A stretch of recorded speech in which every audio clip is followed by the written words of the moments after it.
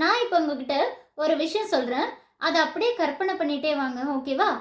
இப்போ நாளைக்கு உங்களுக்கு மரண தண்டனை அப்படின்னு சொல்லிடுறாங்க. உங்க வீட்டுக்கு யாருக்குமே இன்ஃபார்ம் பண்ணல. எப்பயுமே வந்து அந்த மாதிரி தண்டனை கொடுக்கும்போது முன்னாடியே சொல்லிடுவாங்க. ஆனா அப்படிலாம் சொல்லல, ஓகேவா உங்ககிட்ட? அப்போ உங்க மைண்ட் எப்படி இருக்கும்? கத்துவீங்களா? உங்களவே நீங்க ஹர்ட் பண்ணுவீங்களா? அழுவீங்களா? இல்ல எனக்கு இதெல்லாம் சாப்பிடணும், எனக்கு கடைசி ஆசை அப்படின்னு தோணுமா? உங்களுக்கு எப்படி தோணும்?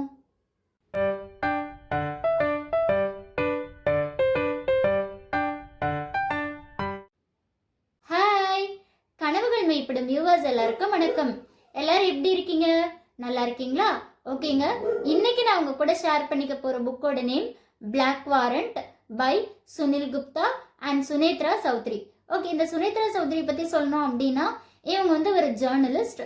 அண்ட் சுனில் குப்தா யாரு அப்படின்னு போக போக சொல்றேன். வாங்க வீடியோக்குள்ள போலாம். ஓகேங்க, இந்த புக் வந்து பிளாக் வாரண்ட். நமக்கு திஹார் ஜெயில் அப்படின்னா என்ன தெரிஞ்சிருக்கோம்? சின்னதில் நம்ம என்ன படிச்சிருப்போம்? ரொம்ப தப்பு பண்ணவங்களுக்கு பயங்கரமான பனிஷ்மெண்ட் கொடுக்கணும் அப்படின்னா திஹார் ஜெயிலில் போட்டுருவாங்க. அந்த ரூம் வந்து ரொம்ப குட்டியாக இருக்கும். நம்ம வெளியே யாரையும் பார்க்க முடியாது, பேச முடியாது, மூச்சு விட கூட காத்து இருக்காது. அப்படி தானே நம்ம படிச்சிருப்போம். ஆனால் இந்த புக்கு படிக்கும்போது அட பாவீங்களா, திஹார் ஜெயிலில் இப்படி இல்லாமல் இருக்கும் அப்படின்னு எனக்கு தோணுச்சுங்க. வாங்க என்னென்ன இதிலெல்லாம் சொல்லியிருக்காங்க அப்படின்றத நம்ம பார்க்கலாம். ஏன்னா மற்றவங்க சொல்லியிருந்தா கூட நமக்கு ஏதோ சினிமேட்டிக்காக இருக்கு, கூட்டி குறைச்சி எழுதியிருக்காங்க அப்படின்னு தோணும். ஆனால் இங்கே வேலை செஞ்ச ஒருத்தரே எழுதியிருந்தா, ஆமாங்க, அவர் தான் சுனில் குப்தா, இந்த புக்கோட ரைட்டர். 35 வருஷமா இந்த ஜெயிலில் ஒர்க் பண்ணிட்டு அங்கே கிடைச்ச எக்ஸ்பீரியன்ஸை தான் அவர் அப்படி உண்மையாக எழுதியிருக்காரு. எதையுமே ஒன்று கூட மறைக்கவே இல்லைங்க, ஓகேவா? இப்போ சுனில் குப்தா இவர் படித்தது பார்த்தீங்கன்னா பிஎஸ்சி அண்ட் லா படிச்சுட்டு நார்த் ரயில்வேஸில் ஒர்க் பண்ணிட்டு இருக்காரு. அடிக்கடி டிரான்ஸ்ஃபர் வருது அப்படின்றதுனால திஹார் ஜெயிலுக்கு வராரு. அப்போ இங்கே ஒர்க் பண்ணுறது வந்து அவங்க வீட்டில் யாருக்குமே பிடிக்கல. ஏன்னா ஒரு கைதிகள் நடுவில் இப்படி ஒர்க் பண்ணணுமா அப்படின்னு யோசிச்சுட்டு இருக்காங்க. ஆனாலும் இவர் 1981 திஹார் ஜெயிலுக்கு வராரு அப்பாயின்மெண்ட் ஆர்டரோட. வந்துட்டு ஜெயில் சூப்பரிண்டென்ட் கேட்குறாரு, இந்த மாதிரி எனக்கு இங்கே அப்பாயின்மெண்ட் ஆர்டர் கொடுத்துருக்காங்க அப்படின்னு சொல்லும்போது, அப்படியா, இங்கெல்லாம் அப்படி ஒரு வேலையுமே இல்லையே, இங்கே வேகன்சியே கிடையாது அப்படின்னு சொல்கிறாங்க. இவருக்கு ஒரு மாதிரி ஆயிடுது. அப்போது இல்லை ஃபோன் கால்லாம் வந்திருக்குமே அப்படின்னு சும்மா சொல்லி பார்க்குறாரு. அதெல்லாம் ஒன்றும் வரல அப்படின்னும் போது இவருக்கு வேர்த்து படப்படப்பாயிருது.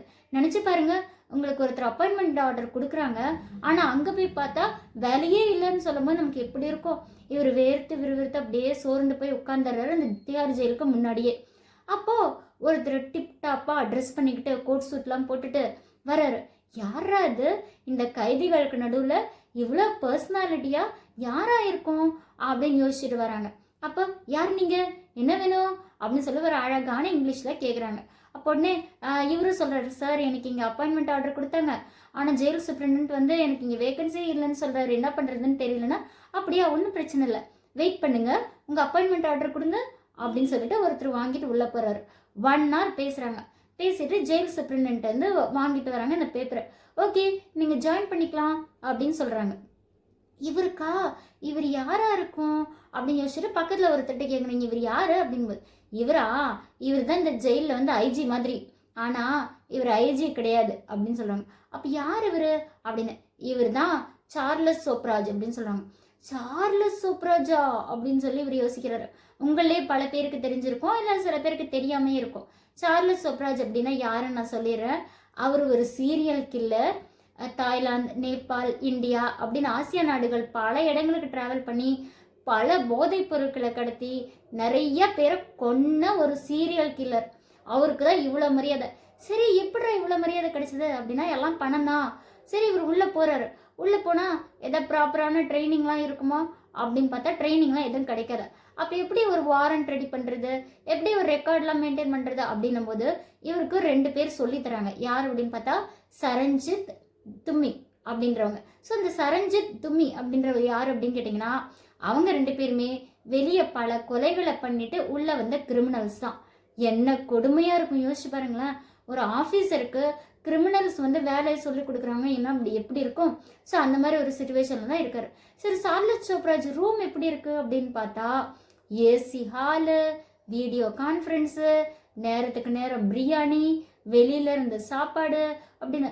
பார்த்தா நல்லா இங்கிலீஷ் பேசுகிறாரு, நல்லா கம்யூனிகேட் பண்ணுறாரு, புக்ஸ் எல்லாம் படிக்கிறாரு, நிறைய பேருக்கு வந்து பெட்டிஷன் ரெடி பண்ணி கொடுக்குறது, இந்த மாதிரிலாம் தான். என்ன இது ஒரு சீரியல் கில்லரை போய் எப்படி மரியாதை அப்படின்னு சொல்லி. சரி வேற என்னென்ன தப்பு பண்ணியிருக்காரு இந்த சார்லஸ் சோப்ராஜ்னு பார்த்தா 1971 ஒரு ஹோட்டலில் சாப்பிட்டுட்டு பில்லு கட்டாமல் இருக்காங்க. அதனால இவர் ஏன் அப்படின்னு பிடிச்சி கேட்டதுக்கு கொலை பண்ணிட்டு போறாரு. அப்போ திடீர்னு உடம்பு சரியில்லாமல் போயிருது. அரெஸ்ட் பண்ண வரப்ப ஹாஸ்பிட்டலில் அட்மிட் பண்ணுறாங்க. அங்கே பார்க்குற நர்ஸுக்கெல்லாம் மயக்க மருந்து கொடுத்துட்டு எஸ்கேப் போயிடுறாரு. 1973 அசோகா அப்படின்ற ஒரு ஹோட்டலில் ஜுவல்லரி திருட்டில் அரெஸ்ட் ஆகுறாரு. திரும்ப அதே மாதிரி உடம்பு சரியில்லைன்னு சொல்லிட்டு ஹாஸ்பிட்டலில் இருக்கவங்களுக்குலாம் மயக்க மருந்து கொடுத்துட்டு எஸ்கேப் ஆகி இப்போ அரெஸ்ட் ஆகிருக்காரு. ஸோ இப்படிப்பட்ட ஆள் தான் இந்த சார்லஸ் சோப்ராஜ். ஓகே அப்படின்னு 1986 நம்ம சுனில் குப்தா வந்து சண்டே அப்படின்றதுனால அவர் வந்து வீட்டில் இருக்காரு. அப்போ டிவியில் ஒரு நியூஸ் வருது. என்ன அப்படின்னு பார்த்தா சார்லஸ் சோப்ராஜ் வந்து எஸ்கேப் ஆயிட்டாரு, தப்பிச்சிட்டாரு அப்படின்னு. என்னடா அது செக்யூரிட்டியில் இவ்வளோ ஹெவியாக இருக்கு, எப்படி தப்பிச்சாரு அப்படின்னு யோசிக்கும் போது போய் பார்க்குறாருங்க. என்ன அப்படின்னா அவருக்கு அங்கே அவரே சமைச்சு சாப்பிட்ற அளவுக்கு வசதி இருக்கு சார்லஸ் சோப்ராஜுக்கு. அதனால சமைச்சிருக்காரு. என்னன்னா அன்னைக்கு வந்து காலையில் சொல்லியிருக்காரு, இன்னைக்கு எனக்கு பர்த்டே, அதனால எல்லாருக்கும் நான் ஸ்வீட்ஸ் கொடுக்குறேன் அப்படின்னு சொல்லிட்டு ஸ்வீட்ஸ் கொடுக்குறாங்க. ஸ்வீட்ஸ் கொடுத்துட்டு அதில் என்ன அப்படின்னு பார்த்தீங்கன்னா 820 தூக்க மாத்திரை கலந்துருக்காங்க. எல்லா போலீஸ் ஆஃபீஸர்ஸும் ஸ்வீட் சாப்பிட்ருக்காங்க. எல்லார் கையில் 50 ரூபாய் 50 ரூபாய் நோட்டு வேறு. மயங்கி விழுந்தவங்க கையிலெல்லாம் பார்த்தா 50 ரூபாய் நோட்டு கசங்கி கிடக்குது.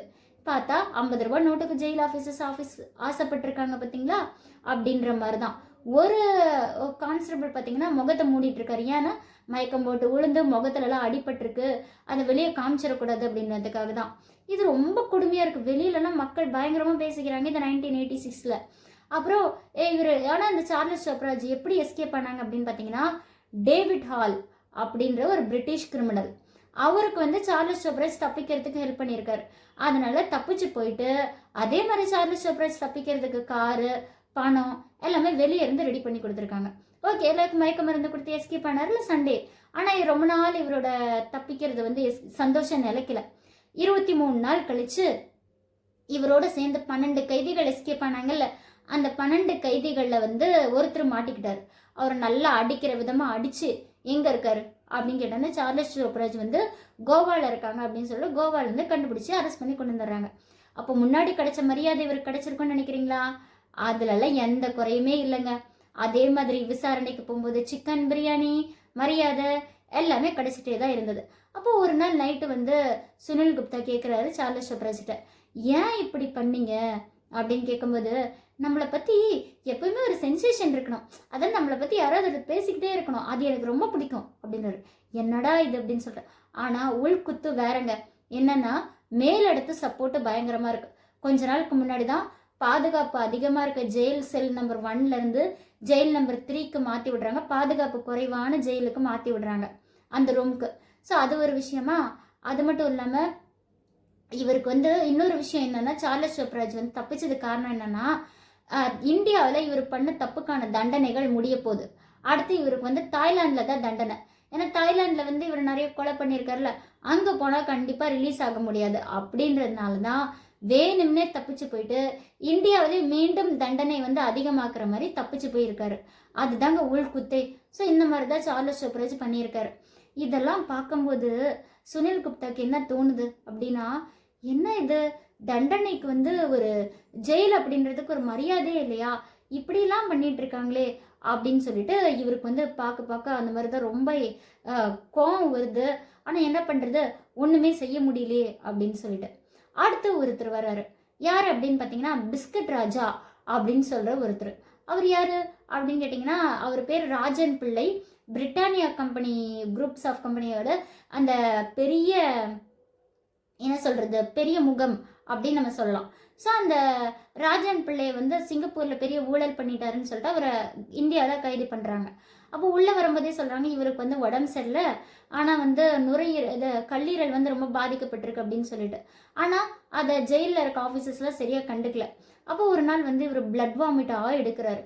பிளட் வாமிட்டாக எடுக்கும்போது என்ன அப்படின்னு சொல்லிட்டு அங்கே இருக்க டாக்டர்ஸ்லாம் கூட இப்போ பரவாயில்ல ஒன்றும் இல்லை ஏதோ தொண்டை புண்ணாயிருக்கும் அப்படி இப்படின்னு அலட்சியமாக விட்டுறாங்க.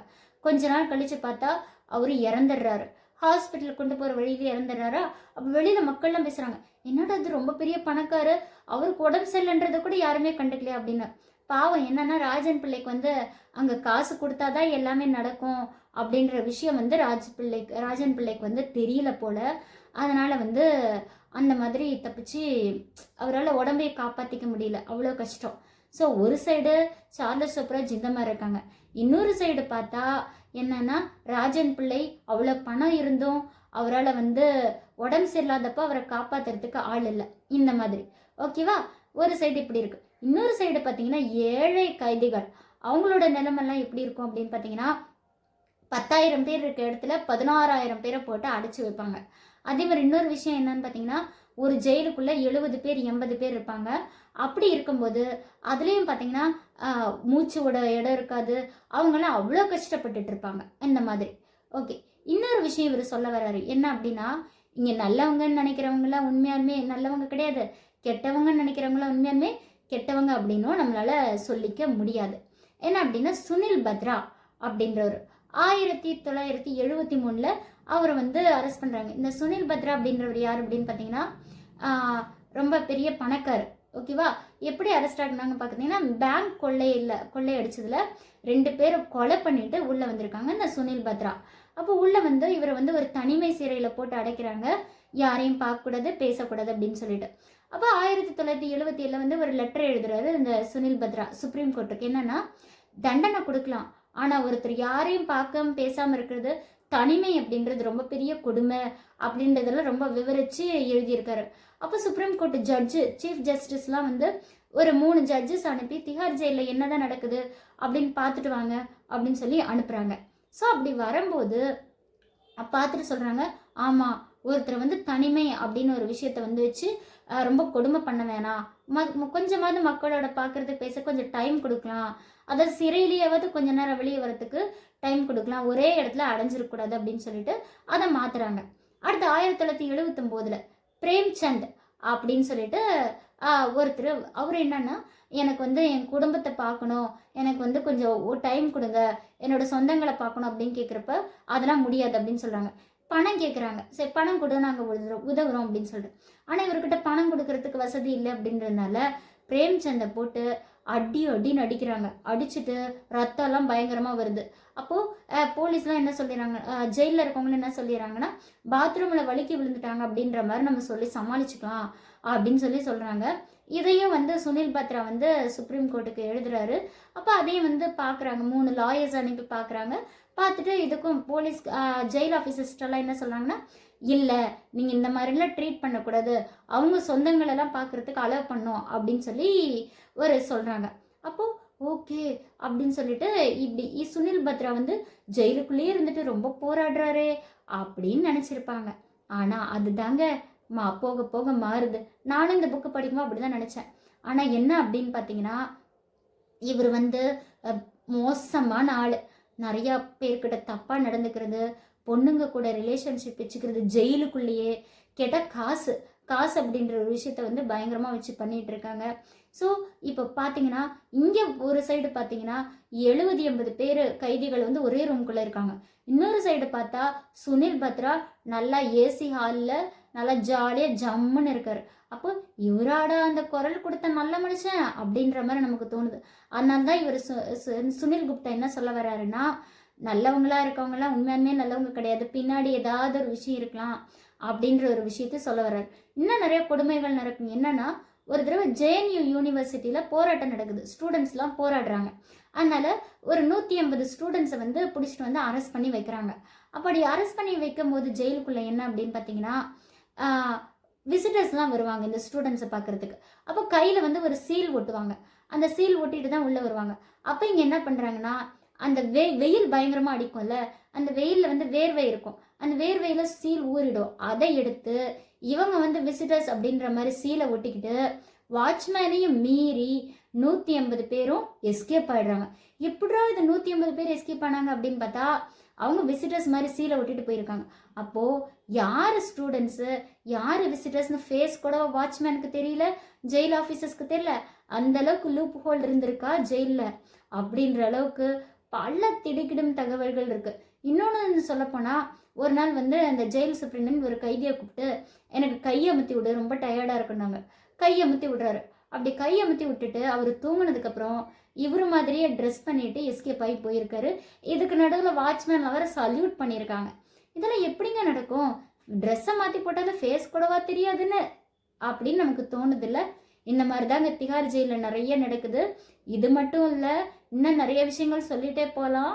அடுத்த வாரம் நான் உங்களுக்கு திகார் ஜெயிலை பற்றி இன்னும் மர்மமான விஷயங்கள் பார்ட் 2ல் சொல்கிறேன். ஓகேவா? ஸோ இந்த வீடியோ உங்களுக்கு எப்படி இருந்துச்சுன்னு எனக்கு சொல்லுங்கள். அண்ட் இந்த வீடியோ உங்களுக்கு பிடிச்சிருந்தா மறக்காமல் கமெண்ட்ஸ் பண்ணுங்கள், நிறைய பேருக்கு ஷேர் பண்ணுங்கள், லைக் பண்ணுங்கள், அண்ட் மறக்காமல் சப்ஸ்கிரைப் பண்ணிடுங்க. பார்ட் 2 நெக்ஸ்ட் வீக் பார்க்கலாம். தேங்க்யூ.